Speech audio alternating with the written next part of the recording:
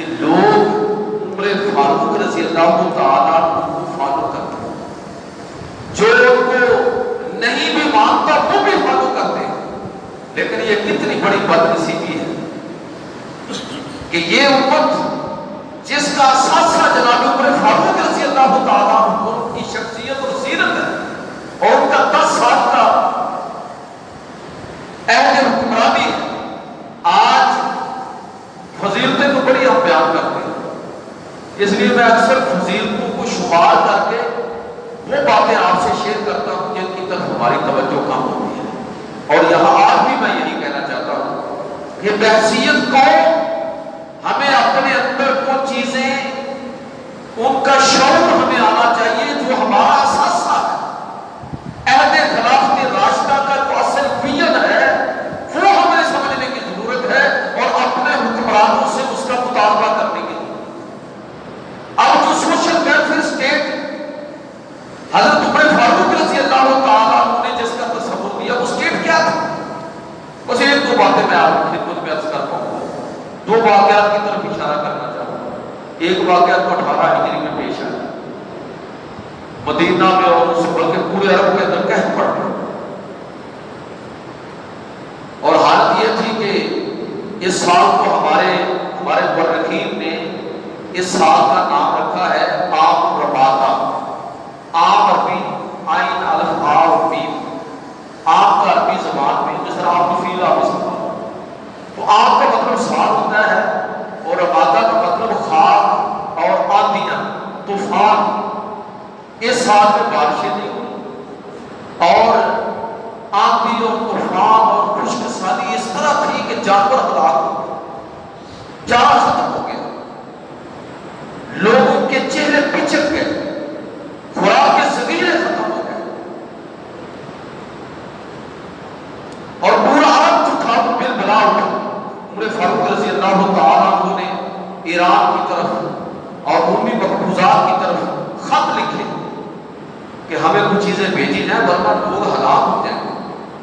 چنانچہ وہاں سے مسلسل غلہ آ رہا ہے، آپ لوگوں میں تقسیم کر رہے ہیں۔ راشن بندی کی خوراک اتنی کم ہوئی، راشن بندی کی جو بات آپ کو بتانا چاہتا ہوں کہ جب حکمران عام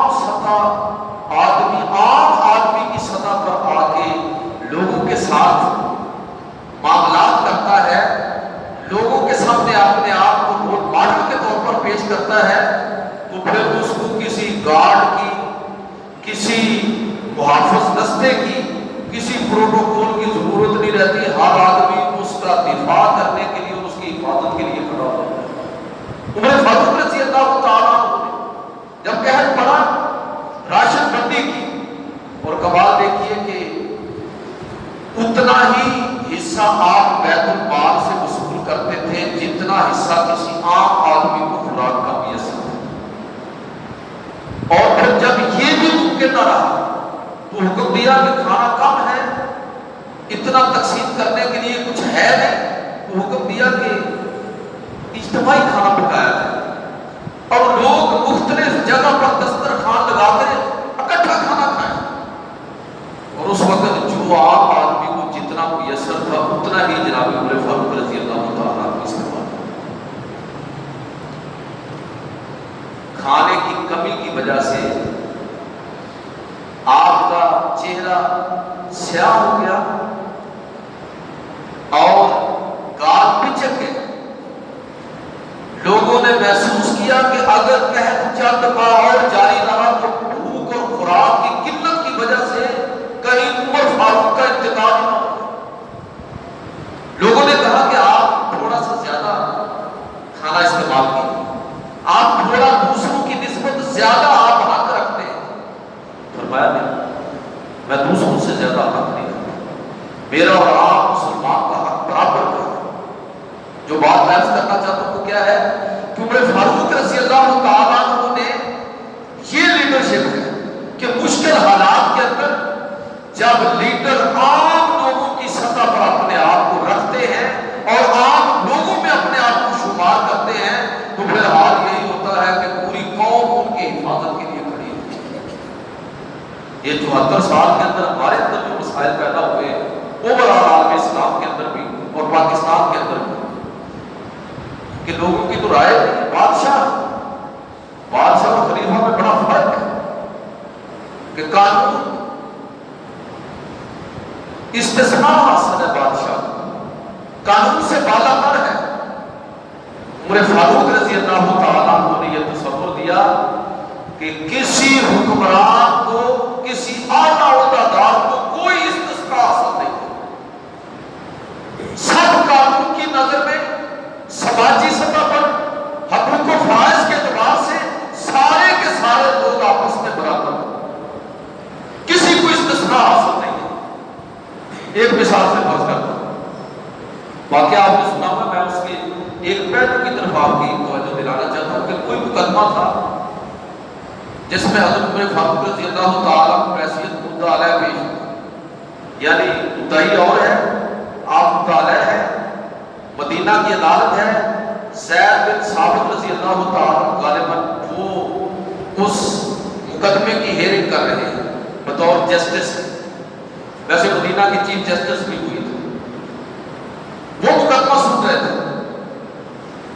جب مدعی عدالت میں پہنچا اور اس کے بعد عمر فاروق رضی اللہ تعالیٰ تشریف لائے تو خلیفہ کے احترام میں وہ کھڑے ہوئے. جج کھڑا ہو، حضرت عمر فاروق رضی اللہ تعالیٰ ناراض، اس وقت میں بحثیت خلیفہ عدالت میں نہیں آیا، میں یہ مدعی اور میں مطالعہ کی حیثیت سے آیا. آپ نے پہلی بے انصافی یہ کی ہے کہ آپ نے عدالت کے اندر جو مجھے پروٹوکول دیا ہے میرے لیے جو کھڑے ہوئے، یہ پہلی بے انصافی ہے. اور پھر آپ کسی اعلیٰ کی امتیازی جگہ پر بیٹھنے کی بجائے اپنے مدعی کے ساتھ بیٹھے اور پورا مقدمہ شروع. فیصلہ آپ کے خلاف. میں کہنا یہ چاہتا ہوں کہ جب ادارے ریاست کا سربراہ اداروں کو جب اس انداز میں مضبوط کرے گا، صرف انفراسٹرکچر قائم کرنا کافی نہیں ہے، یہ بھی بہت ضروری ہے. اور جناب عمر فاروق رضی اللہ تعالیٰ کی جو فضیلت و شان ہے وہ اس پہلو سے ہے کہ انہوں نے مختلف حوالوں سے اہم ترین ادارے جو ہیں وہ قائم کروایا. ریاست کا ایک مکمل انفراسٹرکچر انہوں نے قائم کروایا. یہ عمر فاروق رضی اللہ تعالیٰ کے مختلف محکمے بن رہے ہیں، اور ان محکموں کے اندر جو آپ نے لوگ ذمہ دار مقرر کیے ان کو مکمل حق دیا، بغیر کسی دباؤ کے فیصلے کرے اور بغیر کسی دباؤ کے اپنی رائے کو دے. حضرت عمر فاروق رضی اللہ تعالیٰ کو آپ نے یہ تصور ختم کر دیا کہ ریاست میں، اسلامی ریاست کے اندر کسی شخص کو کوئی استثناء حاصل نہیں. یہاں یہ مصیبت پڑی ہوئی ہے، وزیر اعظم کو استثناء حاصل، جی صدر کو استثناء حاصل، جی فلاں کو استثناء حاصل. اور میں کہتا ہوں کہ اس وقت میں جو سٹنگ گورنمنٹ ہے اس کی بات کر رہا ہوں کہ یہ تبدیلی کے نام پر ہماری یہ گورنمنٹ کام کر رہی ہے. کاش ہماری گورنمنٹ صرف ایک کام کر رہی ہے، صرف ایک کام کر رہی ہے، عدالتی نظام ٹھیک کر دیں. یقین کیجیے کہ یہ قوم اس حکومت کا احسان کبھی نہیں بھولے گی. صرف عدالتی نظام ٹھیک کر دیں، باقی سب کچھ ٹھیک ہو جائے گا. عمر فاروق رضی اللہ تعالیٰ نے عدالتی نظام کو کس طرح مضبوط کیا کہ ایک عام آدمی کے حیثیت سے آپ پیش ہوئے. اور اگر وہ سارے واقعات آپ سامنے رکھیں جو علماء اکثر بیان کرتے ہیں کہ اگر گورنر کا بیٹا بھی کسی عام بندو کے ساتھ زیادتی کرتا ہے، حضرت عمر بن عاص کا صاحبزادہ مصر کے اندر عام آدمی کے ساتھ زیادتی یہ سمجھتے ہوئے کہ گورنر کا بیٹا، تو پھر تاریخ میں یہ منظر بھی دکھاتی ہے کہ حج کا موقع ہے اور عمر فاروق رضی اللہ تعالیٰ مقدمہ سن رہے ہیں. وہ موقع ہی آپ نے کھلی کچہری بنایا ہوا تھا حج کے موقع، مقدمہ سن رہے ہیں اور پھر حکم دیتے ہیں کہ اس مصری کو کہ اٹھو، جس نے تمہیں تھپڑ مارے تھے، تمہیں ذلیل و رسوا کیا تھا، آج اس سارے مجمع کے سامنے اسی انداز میں تمہیں یہ حق ہے کہ تم اس سے اپنا بدلہ لو. اور اس نے لیا بدلہ. بات یہاں پر ختم نہیں ہوئی. فرمایا کہ اس نوجوان نے یہ زیادتی تمہارے لیے، تمہارے ساتھ صرف اس وجہ سے کی ہے کہ اس کا باپ مصر کا گورنر ہے. فاتح مصر کی بات ہو رہی ہے، عمر بن عاص کی، صحابی رسول فاتح مصر معمولی شخصیت نہیں ہے۔ اسلام کی تاریخ کے 3-4 بڑے جرنیل نکالے جائیں تو ایک عمر بن عاص